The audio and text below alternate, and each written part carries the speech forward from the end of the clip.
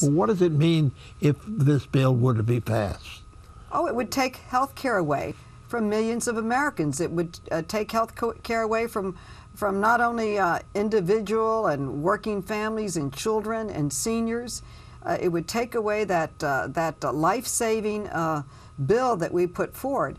And there was just a study, and I was speaking about it on the floor just a few minutes ago, that came out from Harvard and the National Academy of Public Health, and it showed that over 44,000 working-age Americans die each year because in excess of death because of lack of health care. That's one death every 12 minutes.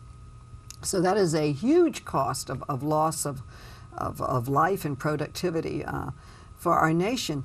And I welcome this debate because it gives Democrats the opportunity to talk about the many fine things that are in the bill. This bill, the Democratic bill, would ban discrimination on pre-existing conditions.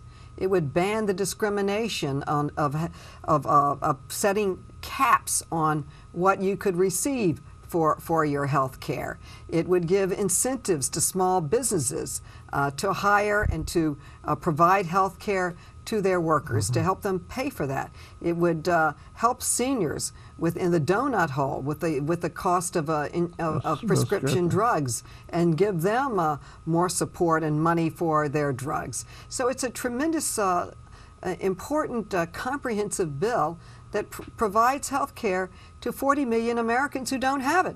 So the first order of business of the Republicans is to go to the floor and take health care away from 40 million Americans. And also, very importantly, people talk about the cost of health care. We also have to talk about the cost of losing lives because people don't have the health care.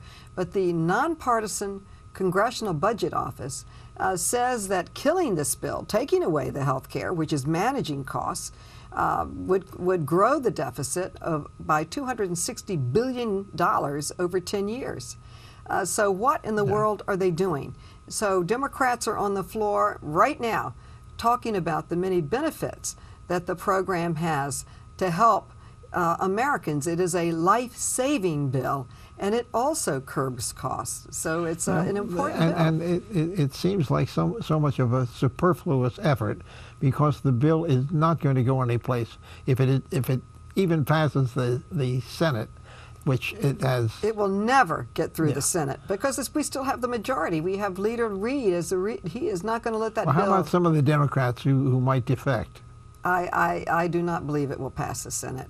And if it did, thank goodness that President Obama has a lot of ink in his veto pen, and I can assure you that he would veto this very important bill. And to put it in perspective, I know you served in Congress, and during that period, even back to the Theodore Roosevelt, every president, Republican and Democrat, has come out in support of expanding health care for Americans, all Americans. And President Obama, with the leadership of Speaker Pelosi and Leader Reid, achieved this incredible achievement for the American people. So it was a groundbreaking, important piece of landmark legislation, and I am sure that President Obama has his veto pen ready in the event that if anything could happen. You know, but I do not believe it will get through. We by the way, lost 63 seats in the House, so that was a stunning loss. So they will be able to pass their bill that really is wrong for America, puts us in the wrong direction. They'll be able to pass it, but it will never, in my opinion, get through the Senate. And I am sure that President Obama has his veto pen ready on this one. Well, I know that, you know, it's like somewhat of a deja vu, because I was one of the original co-sponsors of Medicare. Oh, my goodness. Which goes back quite a number of years. But we had not similar, not with the vitriol that accompanied this opposition to health care. But we had our share of it. And getting to the question of vitriol, there was quite a bit of vitriol in your campaign. Oh, it was terrible. After I passed the Credit Card Bill of Rights, I was the principal author of it. a number of issuers and financed a woman who did not even live in the district. And she never stood for any issue except for throwing lies and distortions at me.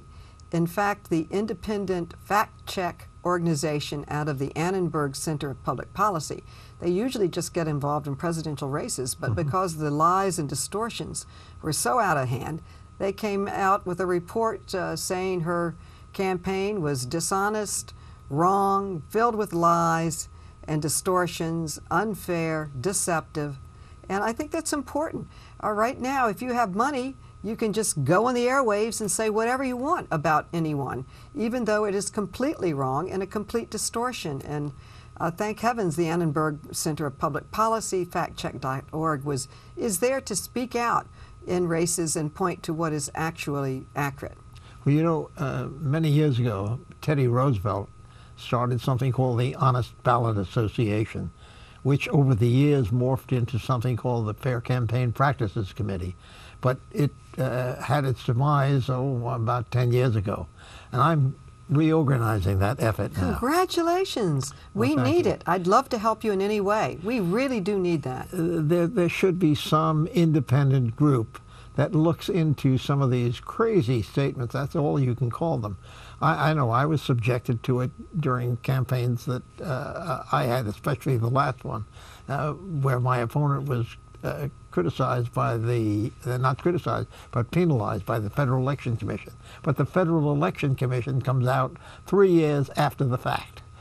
And that didn't help in your important election, and they shouldn't be able to get away with that. And oftentimes, with the Citizens United decision that allows corporations to spend unlimited amounts of money, has distorted the political process. So your committee is going to be extremely important, because now whoever can spend the most money, oftentimes with lies, can win an election. And it would take, as you said, 3 years to correct the facts. Now you'll be able to correct it during the campaigns, I hope. Well, hopefully. Congratulations to you for doing it. I think what you're doing is wonderful. I'd love to help you in any way. Great. We'll make you a charter member. Okay, great. Thank you. Tell me, you chaired the Joint Committee. Yes, I did. The Joint Economic Committee. Economic Committee. How do you see the economy going now? Well, under President Obama, we are trending in the right direction. He inherited a complete and total mess. We had the financial meltdown. We were losing over 700,000 jobs. I have a chart. I call it the V chart, the red, white, and blue chart. And it shows that under President Bush, we continued to lose jobs until we got to the low valley when President Obama came to office with his steps in his administration to stabilize the economy and to start expanding with a stimulus package and with other initiatives to create jobs. We have been digging our way out of this hole. In the past jobs report, the country gained 103,000 private jobs. That's certainly much better than losing 700,000 jobs under Mr. Bush. We are trending in the right direction, and I am sure that President Obama will keep us moving in the right direction. I expect his State of the Union to focus a great deal on the economy and our place in the world global market, and the steps that we're taking to help small businesses, to help access to credit, and to get the economy moving again. One other aspect, you know, we hear all of this recent clamor for civility. Have you seen any changes? I would say so. Yes, I do believe there has been a turning point, and I hope that the tragedy in Gabby Giffords' life, we need her back in Congress. We need her courage. We need her vision. We need her leadership. But the fact that she was doing what Congress members are supposed to do, meet with your constituents, hear their concerns, and that she was attacked so terribly. And although they have not seen any direct connection with what happened to her, I think it raised the awareness, and certainly President Obama spoke beautifully about it in his civility speech, that words matter, that cheap political rhetoric that drives our parties apart, drives people apart, hurts the ties that bind us, and that we need to look in in an inspirational way towards the common ground we share and to better ideals. I celebrated and went to many meetings and observations for Martin Luther King Day. And he was a man who was recognized not only for his deeds, but for his powerful words that really changed this country and the world, and how we treat people and how we have our values and what we work towards. So I do hope that this will be a turning point, that we will focus on common goals and ideals and stop the cheap, divisive rhetoric. Oftentimes, as you said, is filled with lies and accusations that doesn't in any way build in the right direction, but just works to tear people down or tear progress down. The whole point that I see, which really frustrates me, is the lack of respect for government today as a result of something like this. I mean, people saying, you lie to a president. And forgetting about the individual, it's respect for the office and respect for the government that we all serve. And you certainly have been one of the leaders in presenting government at a local level as well as on a national level. And it has helped considerably, I'm sure, with the people of your district. Well, we continue to work at that, but I was stunned at a speech that the president was giving before the Congress, and a Republican yelled out some disrespectful words. This was a member of Congress yelling at the president of all the people. I'm sure that President Obama sees that he is a servant to every American, Republican, Democrat, Independent, Conservative.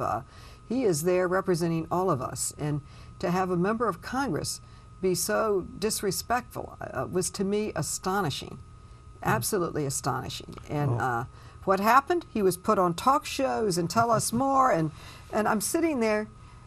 If he'd been in school, he would have been sent to the principal's office for bad behavior. But this type of action is not helpful or healing towards moving this country in the right direction of helping people and really the respect for our country. Well, I want to thank all of you. us should respect our presidents and our leaders, and their intentions are good. I want to thank you very much for being with us today.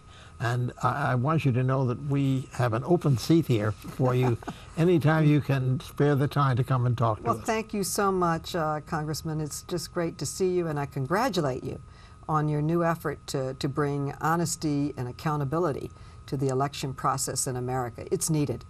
Thank you again. And now until next week at the same time, this is Lester Wolf saying so long from Washington.